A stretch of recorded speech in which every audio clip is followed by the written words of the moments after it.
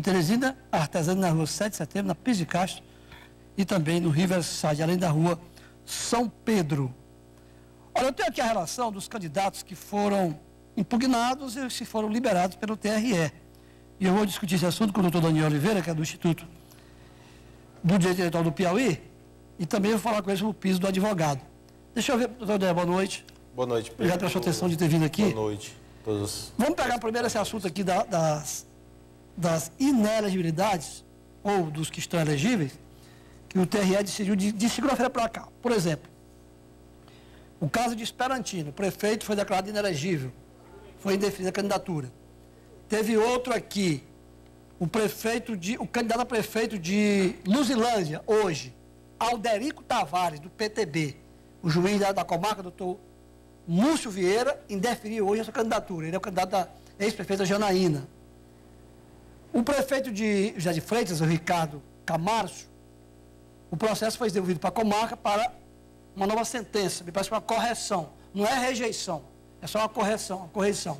E aí foram liberados outros, como o Joécio Ribeiro de Landry Salles, foi liberado o Martinho Fidel de Uol Ferraz, foi liberado o Wesley Avilino de Santa Filomena, o Avelar Ferreira de São Raimundo Nonato, enfim, esses aí. E aí o procurador levantou a seguinte questão de ordem. Ele quer que o candidato que foi impugnado nem coloque o nome na urna, não faça campanha, salvo se conseguir uma liminar no TSE. Eu pergunto, o candidato sai, não faz campanha, depois ele ganha lá e não vai mais na urna, como é que fica? Essa é uma das preocupações, o Instituto tem ponderado isso com seus membros, colegas advogados, e em sua maioria nós entendemos que o próprio artigo da resolução do TSE que regulamenta o tema, ele é autoaplicável, ele é autoexplicativo, não há necessidade dessa liminar, né? Então, você tem uma ideia, o que é que diz o artigo, que é o artigo 45 da resolução do TSE. Ele diz que o candidato cujo registro esteja sub júdice, ele poderá efetuar todos os atos relativos à campanha eleitoral, inclusive utilizando o horário eleitoral gratuito, no rádio, na TV, e podendo constar o seu nome na urna eletrônica, enquanto estiver sob essa condição de subjúdice. Então, não há que se falar em proibição automática do direito de realizar os atos de campanha. Essa é uma ponderação e o TRE vai se manifestar sobre o tema. Nós entendemos que assim deverá ser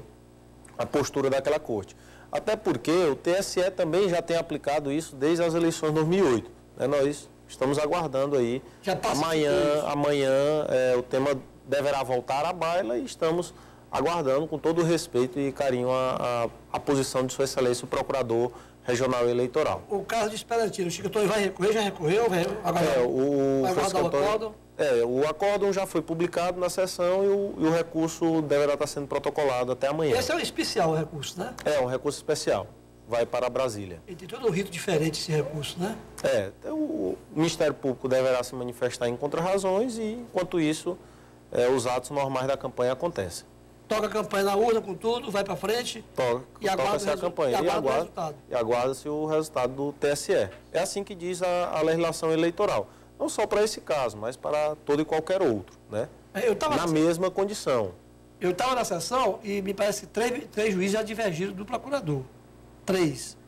Um pediu vista, que é o desembargador Oliveira. O doutor Agrimar disse que vai ler atentamente depois, o doutor Walter não estava presente. E essa discussão, se não hoje à noite, mas amanhã deve ser definida. Eu acredito que o TRE do Piauí deve se manifestar sobre o tema com todas essas ponderações, né, respeitando, claro, a posição de Sua Excelência, o Procurador Regional Eleitoral, mas diante dos fatos e das ponderações, e principalmente, por exemplo, imaginar que um candidato ou uma candidata tenha a candidatura indeferida aqui no TRE, recorre-se para Brasília, e somente posteriormente esse processo é julgado em Brasília. E não há tempo hábil de voltar a ter o nome na urna. É um prejuízo imensurável para a própria democracia. Então não há que se falar aqui em risco ou outro do candidato. Não é só o candidato que está em jogo. Está em jogo, é claro, todos os princípios democráticos e a própria eleição, né? Verifica-se que nessa história aí, o candidato que é absolvido, vamos ao termo popular comum aqui, sim, que é absolvido em Brasília, tempo depois, ele é o mais prejudicado, porque o candidato que perde, o nome dele, a cara fica na urna. E alguém vai ganhar o voto por ele. Já houve isso aqui no Piauí. Recordo de uma eleição que houve em Altos, o prefeito foi impugnado, não deu para tirar a cara dele, a foto dele da urna, deu o nome, e ele colocou a esposa. As pessoas votavam nela, mas que estava era ele.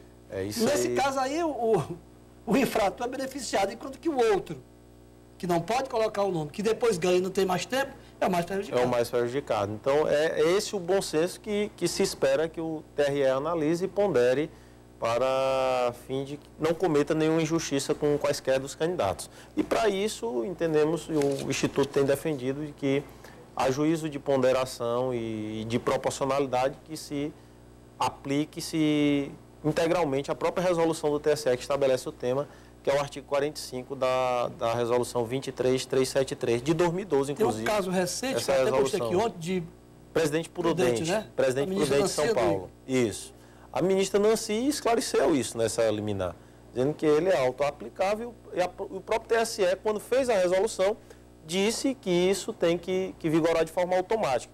Os candidatos que estejam sob júdice, eles têm o direito de prosseguir na sua campanha. Até porque não houve a palavra final da Justiça Eleitoral. É até o termo, por conta e risco. Aí ele corre por conta e risco, sem dúvida, por sua conta e risco. O que pode acontecer no futuro é por conta e risco dele. Por conta e risco dele, exatamente, Pedro. Doutor Daniel, com relação ao piso do advogado, o que ficou estabelecido, o que foi sancionado na lei?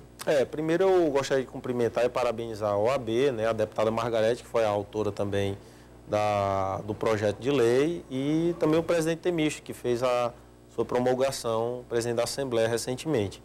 Então, essa lei é uma lei estadual que vem regulamentando o piso do advogado, é uma vitória da advocacia jovem, eu quero abraçar todos os jovens advogados do estado do Piauí, e ela vem para dar um regramento mínimo. Nós tínhamos e temos colegas advogados que, por vezes, se submetem a remunerações muito baixas, né? E esse piso vem estabelecer um patamar mínimo de R$ 1.200 para aqueles que trabalharem 4 horas diárias e de R$ 2.000 para aqueles que trabalharem 8 horas diárias de trabalho na advocacia. Então, esse não é o ideal, nós entendemos que não é o ideal, mas já é uma conquista para o jovem advogado. Esse piso vale para a privada e pública? Não, vale somente para a área privada, mas serve de patamar para os poderes públicos. Tem muita gente... Mas ele tem força vinculante somente perante a privada, a iniciativa privada. Já está a escritório de advocacia imobiliária já está em vigor. Está em vigor? Já está em vigor, a lei foi publicada no Diário Oficial de 22 de agosto de 2012. Não havia um piso antes disso? Não havia. Alguns estados já tinham essa iniciativa, o estado do Ceará fixou o piso nesse mesmo patamar, o estado de Goiás, Minas Gerais, e agora o Piauí, que já tinha estabelecido isso através de resolução no ano passado. Foi o primeiro estado do Nordeste, foi o Piauí, que fez isso através de resolução inicialmente da UAB, e agora essa resolução ganhou força de lei através de uma proposição de Sua Excelência a deputada Margarete Coelho.